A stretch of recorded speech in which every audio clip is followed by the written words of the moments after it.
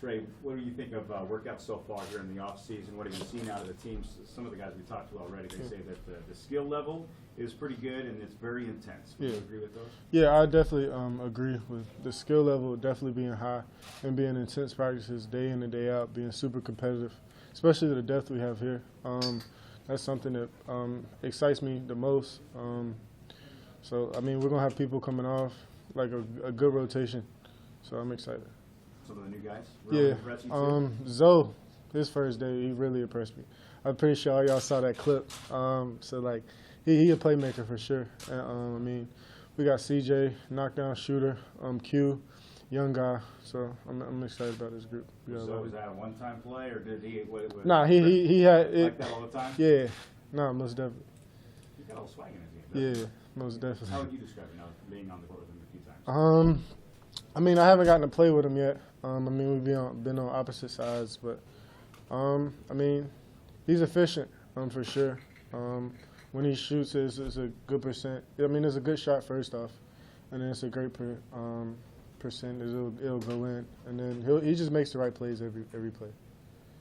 What's it been like having your brother here, sharing the court with him? It's definitely fun playing with Bryce. I mean, we haven't played it with each other since 8 and under. I was 8, he was 5 years old. So, I mean, we played pickup and stuff like that, but I mean, just being in a more organized scene. I'm excited about the year for sure. We get to play with him. Competitive sibling rivalry, what is that like? Yeah, I mean, we never played against each other because like it just wasn't allowed. Because we either get to fighting or it just turn out bad. So like, it's just fun just being able to go up against each other. Yeah, being on the court with him, does it turn into more of like you're a leader on the court rather than a big brother, or can you say some things to him that maybe you don't say to other players just because he is your brother? Yeah, I feel. It's kind of hard because I gotta find like a little balance. Because I mean, my dad's not here to kind of get on him, so I kind of gotta be that like happy medium. But like if I get on him, I'll just like talk to him, and then if we always gotta like check each other, so like we'll do that like outside, away from basketball. Now you guys are you're doing a podcast now. Yeah. Talk about how that's been going and that experience so far. It's actually been going really well. I mean, I feel like Bryce is more of the talker. I'm more of the laid back, but as like each episode, I've just been getting more and more comfortable. Yeah. How do you go about balancing that, playing basketball and still doing kind of the name, image, likeness thing on the outside? How have you kind of struck a balance in that? Kind of having like family and stuff like that kind of helped me kind of venture through everything. I mean, basketball is the main focus, like first and foremost. But I mean, just being able to, make money or just name, image, and likeness. It's just is definitely plus. Did you see yourself, had you guys talked about doing a podcast, or like how did this kind of come to be?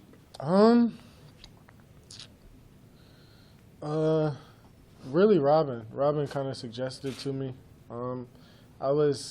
I wanted to do it, but I was like, I don't know how my personality will really fit.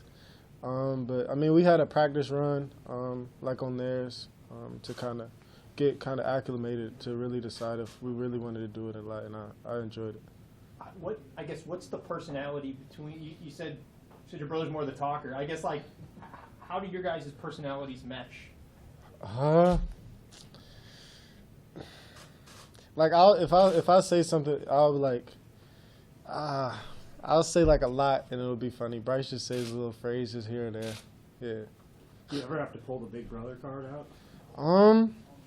Nah. I used to, but like when I kind of went away for college and prep school, so like I wasn't really around him for like 3-4 years. So like, I mean, we kind of missed each other because like before that it was like we would just argue like all the time. And then the 3-4 years we were away from each other, we started to miss each other. So like when we came together, it was just all good vibes. So you're kind of away from each other for a couple of years. Like, was there a moment where you came back and you're like, wow, like you got really good at basketball? Yeah. Like what was that? And take me through that. I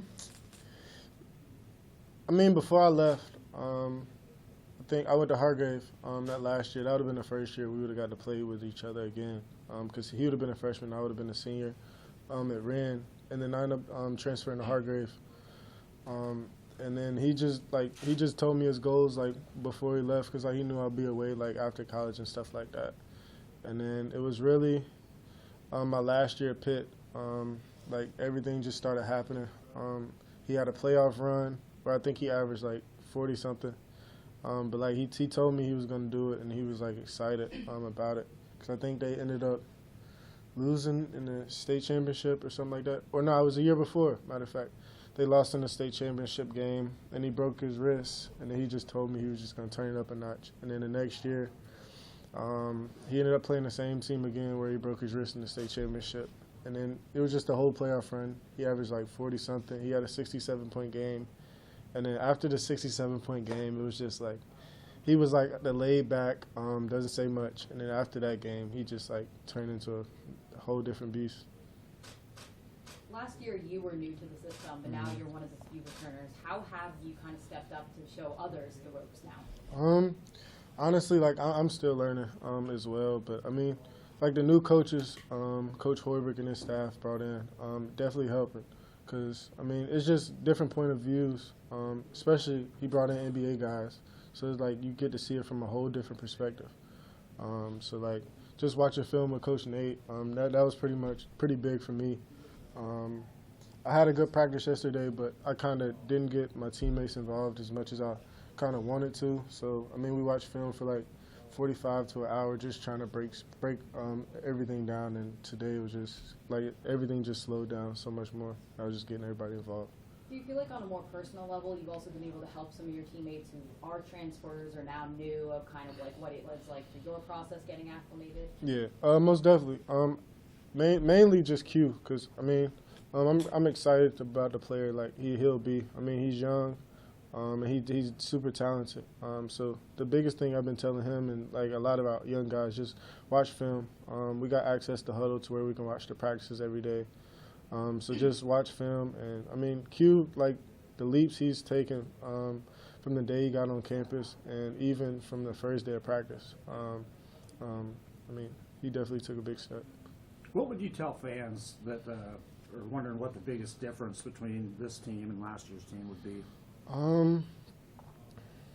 I mean, I feel like we got really good chemistry. Everybody meshes together extremely well, and that just goes to give credit to what I mean the group, the staff put together.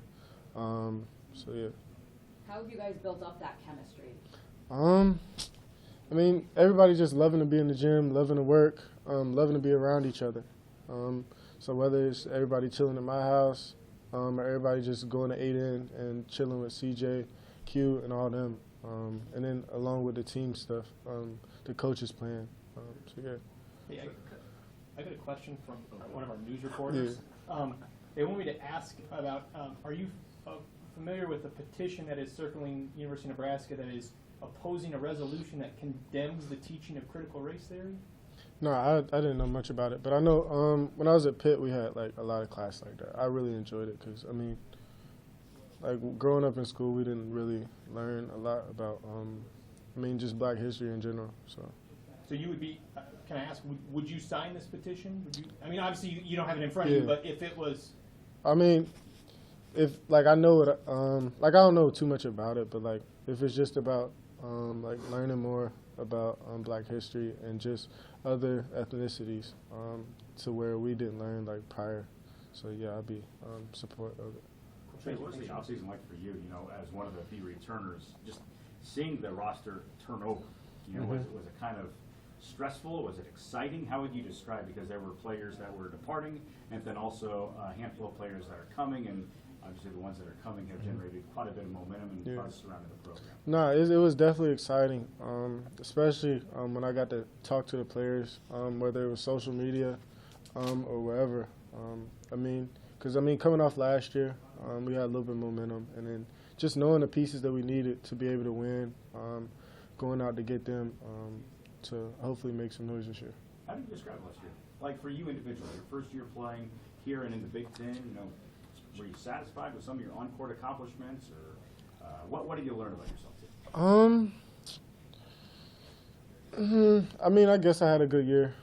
Year didn't go as planned individually or as a team. So, I mean, going into the summer, it was just work, work, work.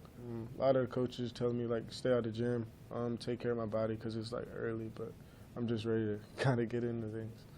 You know, you mentioned going to Hargrave, and I don't think many people around here, besides myself, know that Hargrave Military Academy is in Chatham, Virginia. I have been there before. Yeah. Talk a little bit about that experience because it's kind of a night and day difference between there and Lincoln, Nebraska.